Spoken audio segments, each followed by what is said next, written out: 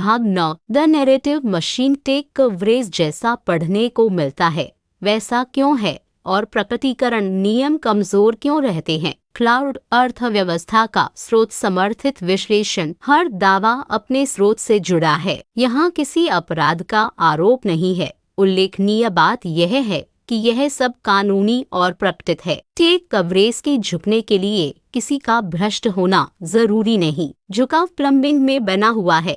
कौन किसके लिए भुगतान करता है, क्या केस जैसा दिखता है और फर्क बताने के लिए आप किस पर भरोसा करते हैं। 3 शक्तियाँ ज्यादातर काम करती हैं।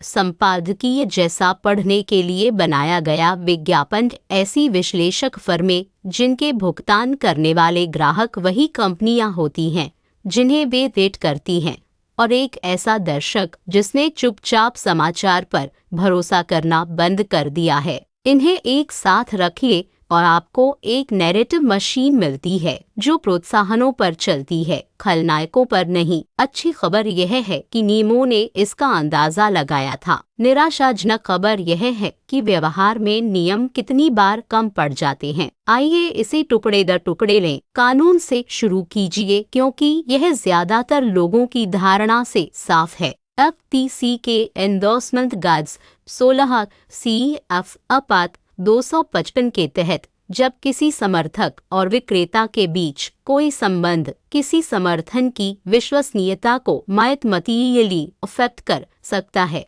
और यह ऐसा कुछ नहीं जिसकी दर्शक तर्कसंगत रूप से उम्मीद करें, तो उस भौतिक संबंध को must be disclosed clearly and conspicuously. 5 by Cornell L I. Endorsement की परिभाषा जानबूझकर व्यापक है। 0 बाय कॉर्नेल एल आई। यह इतना व्यापक है कि इसमें उत्पाद समीक्षाएं, सोशल पोस्ट और कोई भी तीसरे पक्ष शैली की सामग्री आ जाती है जहां प्रायोजक का हाथ स्पष्ट नहीं होता। FTC ने प्रारूप पर रेखा साफ खींची। मूल सिद्धांत विज्ञापन को विज्ञापन के रूप में पहचाना जा सकने योग्य होना चाहिए, और एक विज्ञापन अपने प्रारूप के आधार पर भ्रामक हो सकता है जब इसे स्वतंत्र संपादकीय सामग्री जैसा दिखने के लिए सजाया जाए। FTC पैस एलिस नेशनल लॉ रिव्यू तो नियम पुस्तिका पाठक की ओर है। सवाल यह है कि क्या नियम पुस्तिका काम करती है। अक्सर नहीं करती, और हमें अनुमान लगाने की जरूरत नहीं क्योंकि शोधकर्ताओं ने इसे मापा। 2016 के दैनल आदताजिद अध्ययन गए नेतिर में बात स्वर्डंस्की और नानियल एहन्स ने यह देखने के लिए प्रयोग चलाए कि क्या पाठक यह बता भी पाते हैं कि एक नेटिव विज्ञापन एक विज्ञापन था। पहले प्रयोग में केवल 242 प्रतिभागियों में से 17.8% से कम ने एक नेटिव विज्ञापन को एक भुगतान किया हुआ मार्केटिंग संदेश के रूप में पहचाना। एक दूसरे प्रयोग में इसे करीब 18% तक बढ़ाया। स्पष्ट शब्द आदताजिन या स्पंसद का इस्तेमाल और लेबल को बीच में या नीचे रखने से पहचान बेहतर हुई, पर सीमा कम ही रही। दैनल आदताजिन फिगर्स बाय मीडी पोस्ट। इसे फिर पढ़िए। पहले दौर में 10 में से 9 से ज्यादा पाठकों को एहसास ही नहीं हुआ कि वे एक विज्ञापन पढ़ रहे थे। यह एक अध्ययन है,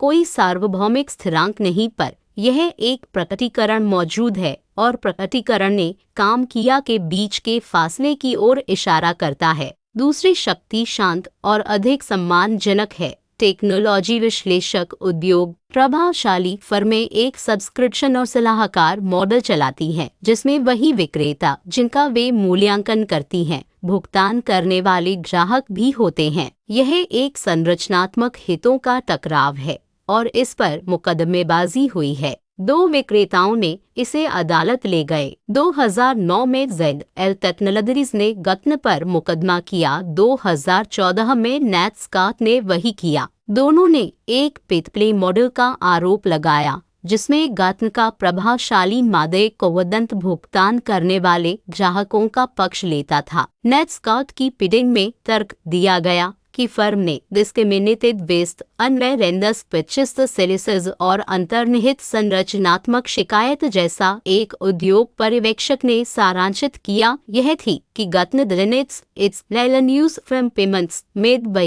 same vendors whose products it evaluates कैबल अनजेड सूत्र दिनमिकर अननेट्स का सूप। मैं स्थिति के बारे में सटीक रहना चाहता हूँ।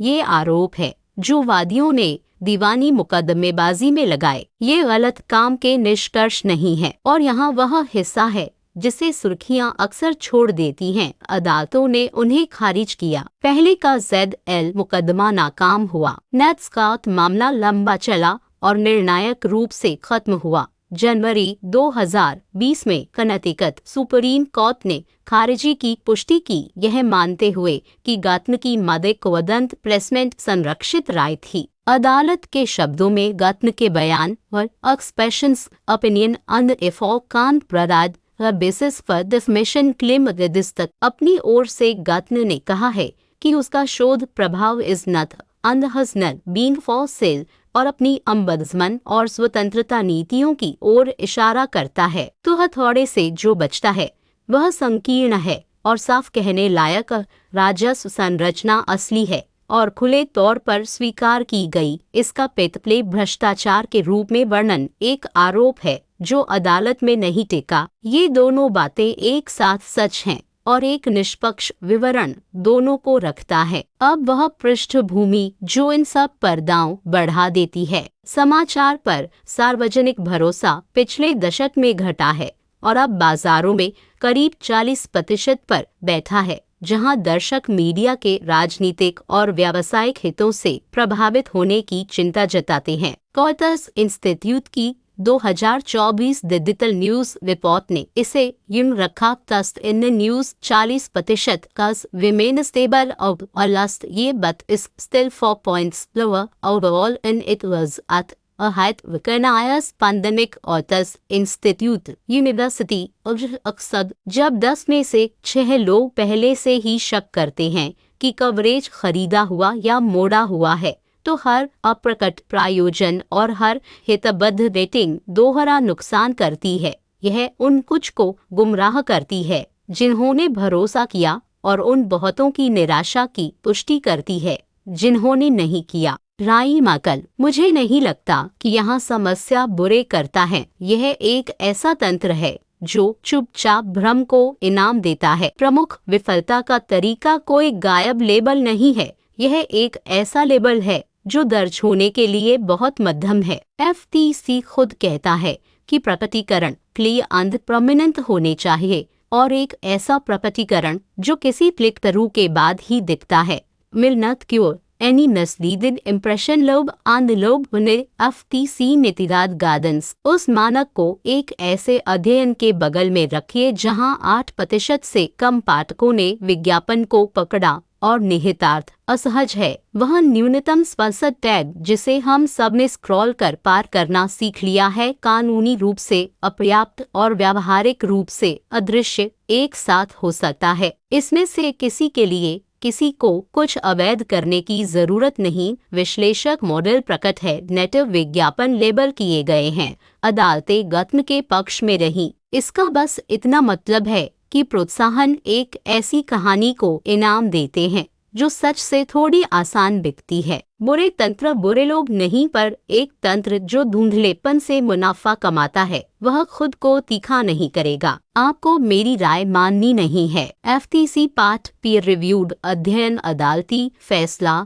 और गत्न का अपना इनकार सब ऊपर जुड़े हैं। खुद मशीन को परखें। इस वीडियो का हर आंकड़ा कंपनियों के अपने दस्तावेजों में मौजूद है। आपको हम पर भरोसा करने की जरूरत नहीं। हर स्रोत को एविडेंस एक्सप्लोरर में खुद जांचें। यह दस्तावेजी श्रृंखला का भाग 9 था। बुरे सिस्टम बुरे लोग नहीं।